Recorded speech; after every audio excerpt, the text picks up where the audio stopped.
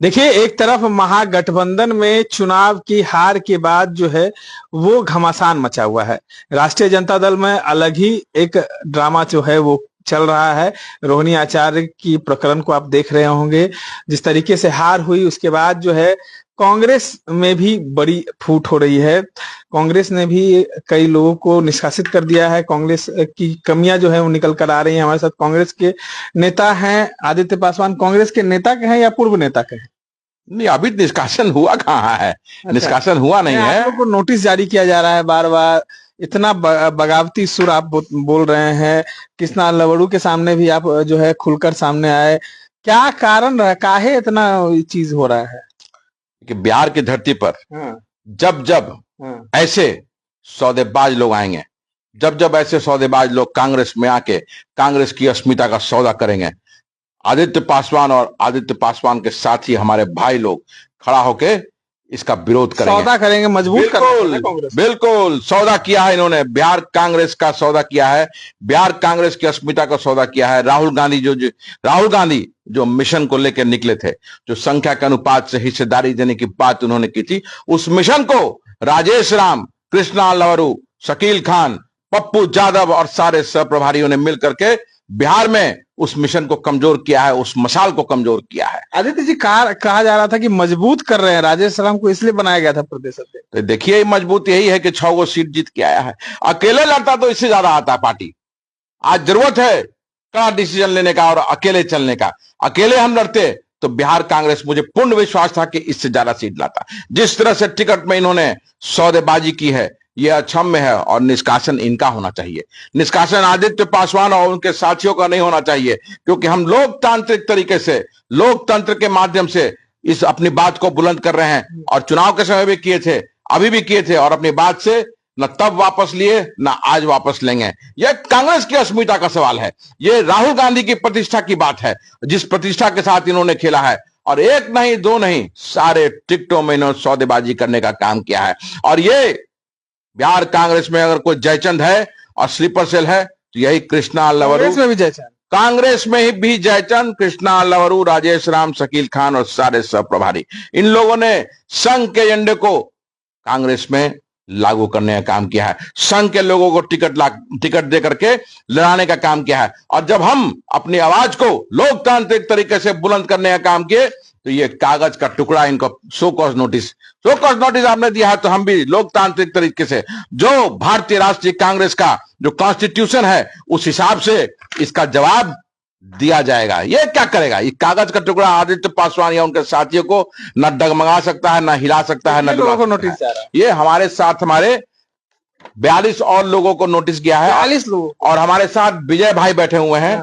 आप लोगों को दिखाइए कि विजय पासवान जी ने कल लोकतांत्रिक तरीके से राजेश राम से प्रश्न किया कि जो चुनाव में जो गड़बड़ियां हुई है, जो सौदेबाजी हुई है, तो देन एंड देयर इनको वहां पे निष्कासित कर दिया गया। ये दलित के साथ ये अन्याय बिहार कांग्रेस में हो रहा है। तो दलित क्या कहते ये कमजोर अध्यक्ष है ना, ये कमजोर दलित है, ये कमजोर अध्यक्ष है। और इस आदमी के कारण पूरे बिहार का दलित आज शर्मसार है। अगर जरा से भी नैतिकता रहती और आत्मसम्मान रहता तो ये जिस दिन चुनाव हारे थे वहीं से अपना इस्तीफा दे देते। लेकिन ये ठेलम ठेला वाला पार्टी है, बिना ठेलम ठेले किए हुए ये निकलेगा नहीं। तो आंदोलन बिहार कांग्रेस में तब तक होता रहेगा जब तक राजेश राम, कृष्णा लवरू, शकील खान को हटाया नहीं जाएगा। मतलब कांग्रेस में भी आंदोलन?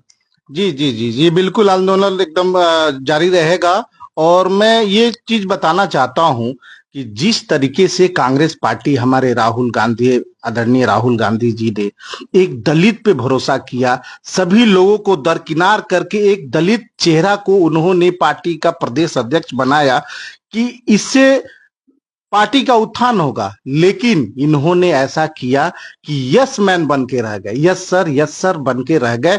सिर्फ कृष्णा अल्लावरू को, आज कल की बात मैं बताऊं, मैं कल पार्टी कार्यालय गया और पार्टी कार्यालय जाने के क्रम में जब उनसे मुलाकात हुई तो बहुत सारे लोग उनके साथ बैठे हुए थे जो उनकी बातों में हाँ मिला रहे थे, लेकिन कोई खामियां गिना नहीं रहा था। मैं उनसे इतना ही बोला कि जिस तरीके से पार्टी ने आप पे भरोसा जताया और पार्टी को इस गर्द तक आपने लेके आया, क्या इस पे क्या आप बताना चाहेंगे? क्या हम आपसे पूछना चाह रहे हैं कि क्या बता रहे हैं? तो उनका एक ही जवाब आया, मैंने जिसको चाहा उसको टिकट मिला। तो मेरा एक ही प्रश्न था, क्या आप भाजपा के संघी को भी टिकट दिलाए? तो बोले कि तुम पासवान हो, तुम्हारी कितनी वोट है रामनगर में, रामनगर विधानसभा। मैंने बोला कि कांग्रेस पार्टी 3 बार से वहां से चुनाव लड़ रही है, उस टाइम का वोट प्रतिशत, वोट की काउंटिंग और कैलकुलेशन को आप देखिए, और इस बार जो आरजेडी समर्पित एक कार्यकर्ता जो लड़ा वहां, वो पासवान कम्युनिटी से था, उसका वोट परसेंटेज देखिए, तो कहीं ना कहीं पासवानों की वोट संख्या है, तो ही तो वोट में बढ़ोतरी हुई। तो इतने में बात कहने के बाद जब मैं उनसे बोला कि एक बात मैं आपसे और बोलना चाहूंगा महोदय, कि जिस तरीके से आदरणीय राहुल गांधी ने आप पे भरोसा किया, एक दलित चेहरे पे भरोसा किया, भविष्य में अगर प्रदेश अध्यक्ष की बात आएगी, किसी दलित का नाम आएगा, तो आपने इतना कलंकित दलित समाज को कर दिया कि भविष्य में शायद प्रदेश अध्यक्ष बनने में बहुत ढेर सारी खामियों का और बहुत सारा विरोध का सामना उस दलित चेहरे को करना पड़ेगा। आपने यहां तक करी। सबसे बड़ी बुरी बात उनको यही लगी कि हमको इन्होंने ऐसा क्यों कहा, जबकि ये सच्चाई है। आप ही बताइए कि कल होके कोई दलित समाज का कोई व्यक्ति अगर प्रतिनिधित्व करने के लिए, प्रदेश अध्यक्ष बनने के लिए अगर आगे बढ़ता है, और है भी वैसे बहुत सारे चेहरे हैं, तो क्या जो कांग्रेस पार्टी की जो हमारी जो समूह है, क्या उस चीज को एक्सेप्ट करेगा? नहीं करेगा, बारंबार क्वेश्चन करेगा, नहीं नहीं नहीं नहीं, आपने इतिहास वो लिख दिया कि नहीं दलित एक बार बना था तो 2025 की ये कहानी, आपने वो इतिहास लिखा।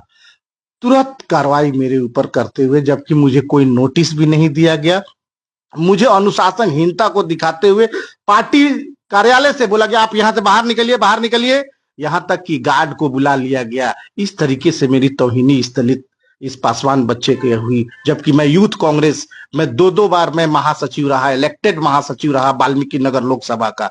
इस तरीके का हमारे साथ दुर्व्यवहार। ये चुनाव जो हारी है कांग्रेस, जितनी हार हुई, सिटिंग विधायक भी हार गए, प्रदेश अध्यक्ष तो आपके हार ही गए, तो इसके जिम्मेवार कौन है?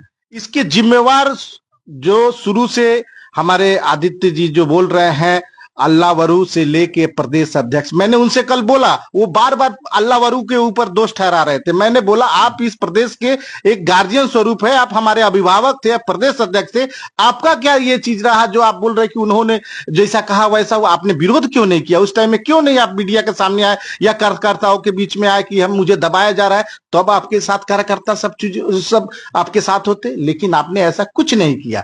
बस आज जो आपसे क्वेश्चन कर दे रहा है, सवाल पूछ दे रहा है, उसको सीधे पार्टी से आप निष्कासित कर रहे थे ना कि सब तय जो हो रहा है, सिर्फ विधायकों की सीटिंग जो टिकट हो रही है वो आला कमान ऊपर से तय हो रही है।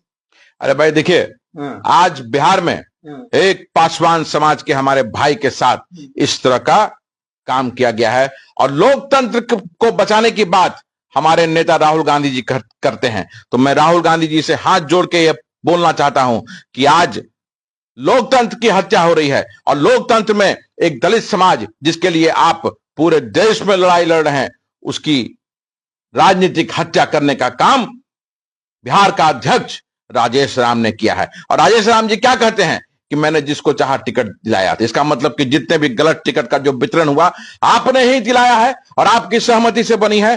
इस अध्यक्ष को तुरंत निष्कासित करना चाहिए। संज्ञान लीजिए राहुल जी, संज्ञान लीजिए मल्लिकार्जुन खड़गे जी, मैडम सोनिया गांधी जी, और इन पर अनुशासन वाला कार्रवाई करते हुए इनको तुरंत पार्टी से बाहर का रास्ता दिखाइए। तमाम बातों को सुन रहे थे हमारे साथ कांग्रेस के नेता आदित्य पासवान थे। इस तरह के तमाम अपडेट्स के लिए बने रहे इनसाइडर लाइव के साथ। धन्यवाद।